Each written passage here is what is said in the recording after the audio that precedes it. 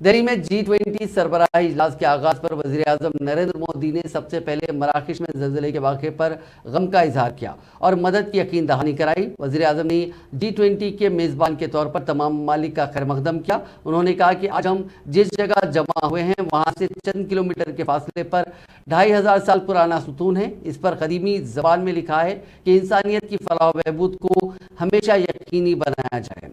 आपको बता दें कि आज G20 इजलास में एक दिल्ली डिक्लेरेशन भी पास किया गया, जिसे सभी ममालिक ने मंजूर कर लिया है।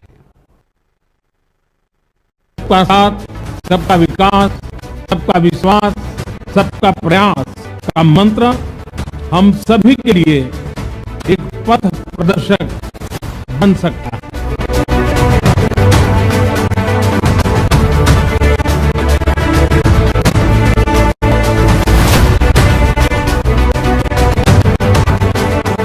जब वर्षों पुरानी चुनौतियां हमसे नए समाधान मांग रही है, 21वीं सदी का ये समय पूरी दुनिया को नई दिशा दिखाने वाला और नई दिशा देने वाला एक महत्वपूर्ण समय है।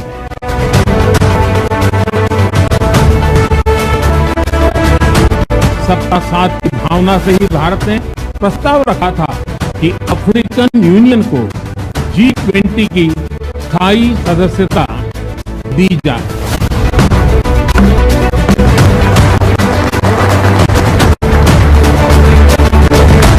भारत की G20 प्रेसिडेंसी देश के भीतर और देश के बाहर इंक्लूजन का, सबका साथ का प्रतीक बन गई है। भारत में ये पीपल्स G20 बन गई।